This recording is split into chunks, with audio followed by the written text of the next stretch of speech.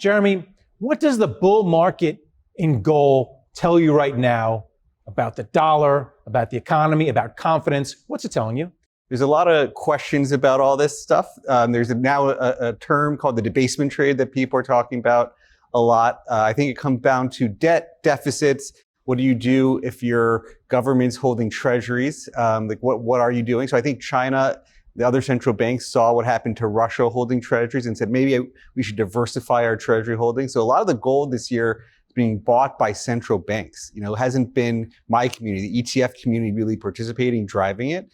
It's been, I think, a lot of central banks. The ETFs investors have come on recently, but it's really been driven by central banks and trying to diversify away from treasuries.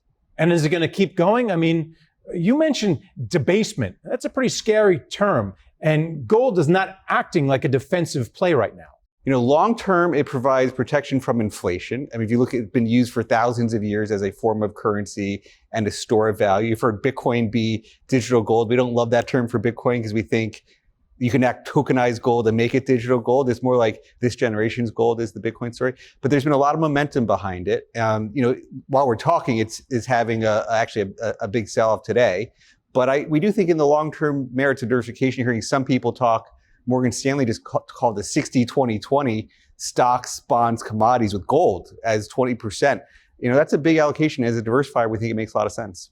But that doesn't sound very encouraging for the economy when people are putting their money in an asset that doesn't offer dividends.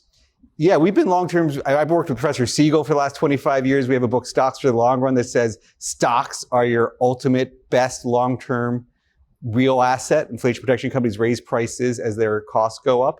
But so the question is, how do you fund gold in portfolios? This has been one of the big things we've talked about is, do you really want to sell stocks to buy gold? That's not really our baseline recommendation. So we started launching a capital efficient family that has gold futures on top of stocks. We think that's the best of both worlds. Can you also comment on gold and volatility? We really haven't seen that much volatility in the stock market aside from around Liberation Day.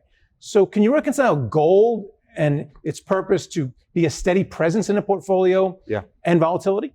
Yeah, I think it comes back to that long-term purchasing power protection. So the long-term inflation hedge is the thing. You also get the momentum players right now. But our baseline is, we have an ETF, GDE.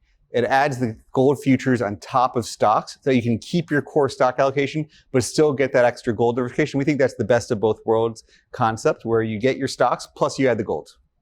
And then if this is a play on the dollar's troubles, it seems as though that currencies in other countries must be doing awfully well. And I know this is something where WisdomTree really excels at. So which other currencies are you watching? Yeah, this has been a big year of should you be going overseas to get the foreign markets, and partly the dollar lost 10% to start the year.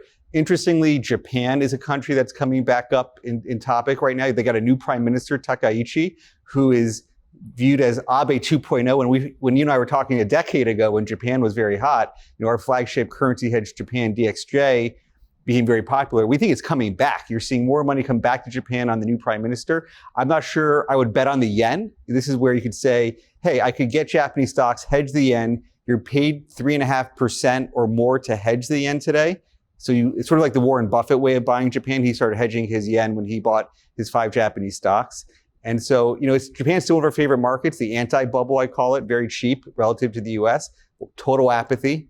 But so that's one that we wouldn't take the currency risk.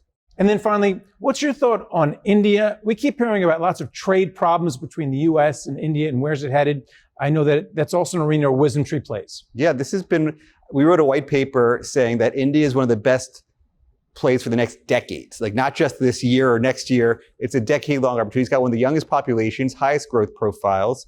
It's been able to navigate some of the geopolitics where it was buying Russian oil, but still a key ally of the US. Now, that's created a lot of conflict for India this year, where Trump was very negative on them and trying to add extra tariffs because of their buying of the Russian oil. But we do think they're well positioned. We think the demographic profile is very strong, and will be one of the world's best growth stories.